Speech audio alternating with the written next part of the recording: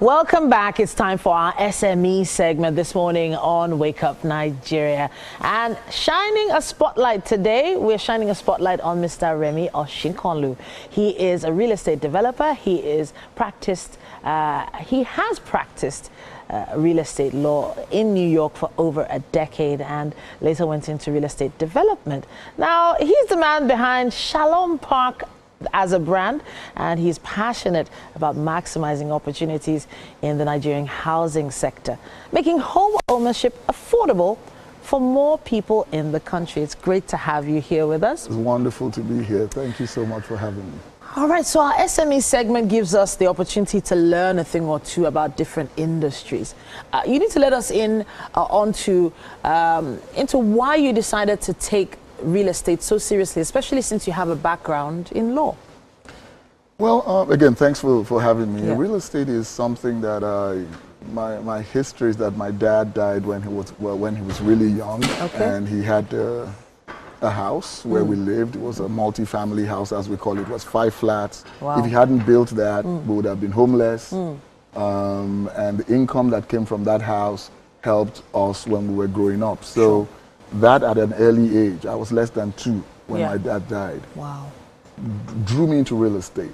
And then as I grew older and I did law, I gravitated towards real estate law, and I found out that true wealth comes from real estate, and I'll tell you why. Okay. The biggest investment most people will make in their lifetime, will be real estate. So Interesting. it's really important. Yeah. So now real estate, there are quite a lot of developers. There are quite a people that are involved in it as stakeholders. But a lot of people just assume that it's when they need a place to live that they take that leap to go into real estate. But then along the line, we discovered that some people are just in it for the investment and the gains, the ROI, the return on investment, so to speak. And I'm trying to understand why that might be the better way to go or not. Well, not everybody's a business person. So real estate is a tried, tested, and safe investment space for everyone. Okay. So if you owned a house, I grew up in Ibadan. If you knew Oluyole Estate, for example, let's say they were selling land there for 5,000 naira back then. Yeah. Today, land there may be 100 million. And the people that bought then, even for their personal houses, if they needed to move from that capital city to, let's say, a rural area in their retirement, that house could be a major source of income for them.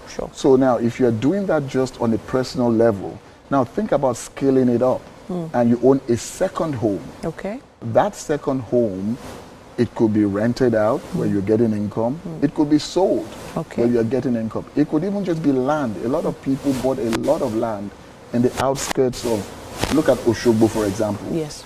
I knew the old Oyo State when I lived in Nigeria. Now we have Osun State. Sure. So can you imagine the difference in the price of land in Oshogbo when it was part of Oyo State and Oshogbo as the state capital of Osun State? So and on and on. You could go to any state, anywhere, and any country in the world. This is the experience that we've seen. Real estate continues to appreciate. So there's been a lot of conversations regarding the housing deficit, especially in a space like Lagos. Now, we have heard some alarming statistics on how large the population is going to be in Lagos, let's say in 2040, 2050. But there is that conversation about the housing deficit that many don't understand. Can you, maybe in layman's terms, explain exactly what it means? Great. So I looked at something. Nigeria's population at independence, I think, the whole of Nigeria was like 50 million or 40 million, something like that. Wow. Today we're estimated at 200 million people. So to really understand this thing, just think about Nigeria as, when I was doing geography in school, they said Nigeria was 923,000 square kilometers. In 1960, 923,000 square kilometers had 50 million people. Today, 923,000 square kilometers has 200 million people. The land space hasn't changed. The number of people trying to inhabit it has changed. Lagos is estimated to have 18 to 20 million or more people. Wow. Now, that's more than the population of most of our neighboring countries in the West African sub-region. So, and those people are cramped into the space that is called Lagos State. And so this is why we have a housing deficit. Okay. 50 million to 200 million people, the land space is the same. So we need houses to house the people. Two major things people need in life. They need accommodation and food.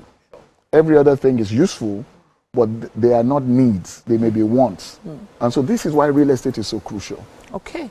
And which is why then it is a good investment to go into, because there's almost always going to be a need for real estate property and development. So let's touch on the development side of things. As a business owner now, a lot of people don't understand the intricacies of going into such a business. Now, you also have a legal background, which you could probably use to help us explain the process. I'm sitting at home right now watching. I'm thinking of going into the business of real estate or even development. What are the things I need to know? All right, you have to decide at what level. Okay. I would always advise people, if you want to go into real estate, start with what you can afford. Okay.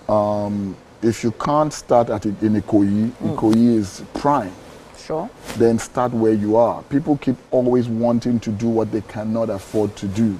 So even, and I don't want to denigrate any towns by using towns, but the towns that are not in capital cities in Nigeria, if that's where you are, you can start there. I was looking at a development in Ogbomoso, where people were building beautiful estates in Ogbomoso, and other people would say it wouldn't work. But there are people in diaspora who come from Ogbomoso that want to buy in their hometowns.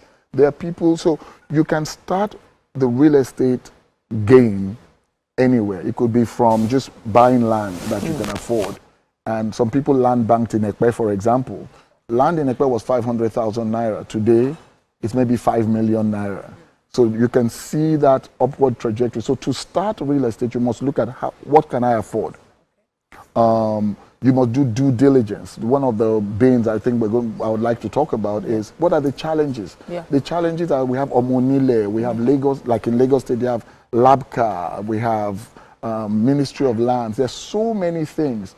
People should try and engage professionals. A lot of people just buy land, they won't retain a lawyer. Oh, okay. So they just buy it and get a receipt, essentially. Yes. And they don't understand the legal. So, so there are a lot of fees that come with investing in property. You know, you hear legal fee, you hear all sorts of taxes and is it reports? Yes. Surveys, for instance, to test the soil and all that. And this takes a lot of time. And a lot of people are in quote in a hurry to make this investment, or maybe not even, they don't even have enough time to do so, or to do that due diligence before they want their returns to start coming in. What advice do you have for people who probably are a little bit impatient? Would you advise them to go for it or to hang back? Real estate is a long game. It's not a short game. A lot of people get into real estate as short-term investments. The people that are able to make quick returns on real estate are in really mature markets, and it's a lot of money. If you buy in Eco Atlantic, for example, that's a lot of money. But the return may be really quick because of the accelerated investment. So what I tell people is this: you have to retain a lawyer. This is something that we try and sidetrack. If I give you the steps, so for example, I see a land. The first thing you should do is you go to the Surveyor General's office and they will chart the land to see whether it is subject to government acquisition or not. The next thing that you'll do is then the government, you get a surveyor, he'll do your survey, he'll go there, he'll chart the land, and they'll stamp it and say, this is not subject to government acquisition. Then you go to Ministry of Lands in Alausa and do a search. But you shouldn't really do all those things. This is the lawyer's job. Yes. And that's where the problem is. So in other words, it's not that you can't do it yourself. It is just that it is not really the best idea to do it yourself. And probably it will take a longer process. And you may make mistakes. If someone has a medical challenge, they could research online and find out about all this, Chef Avila could give them a little this and it may work. But wouldn't it be better they just go to a doctor who spent 7 years in medical school Sure. and has experience in trying to figure that out. Okay. So this is one of the problems that I see in our community. Sure. People just want you to help them on real estate instead of trying to get a professional. So now, in terms of the housing deficit and trying to make sure there are a lot more houses for people to live in, I've been thinking about the issue of low-cost housing. And it's been said that a lot of developers try to cut corners when developing properties because of whether it's inflation or maybe even greed. You know, I can't really speak for them. But what advice do you have for potential landowners, people who want to invest in property, in avoiding some of these types of developers? I think there's enough blame to go around. So let's tackle the low income housing. Sure. LEDB, Lagos Executive Development Board, was founded in 1928. Wow. And they had a master plan to set up the Surulere scheme, to set up, there was also an Ikeja, I think, Development Authority. And then in 1972, it metamorphosed into LSDPC. And they were doing these things. There's no way that a developer without government assistance can deliver low-cost housing. Okay. It's just impossible because the developer is buying at market prices. You buy the land, you pay all the government fees. In Lagos, you sand fill the land. Let me give you a little example. One plot of land, 648 square meters. It will take you about 100 tippers of sand to sand fill it in the Ebejuleki axis. And one tipper is 165,000 naira today. Wow. It's going to 220 next week by the end of this month, I heard. Wow. So that means that just to fill the land you already bought, it will cost 22 million if it goes to 220. That does not include the cost of the payloader that's going to push it, and then the omoniles and all this harassment. The government has to intervene. Surulere was built by the government.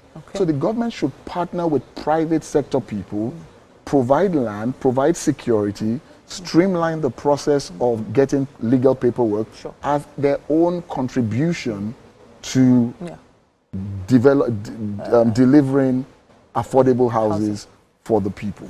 Okay. So at this point, I wish we could continue this conversation. We are pushing it on time, but I would love to encourage people to, you know, check you out online.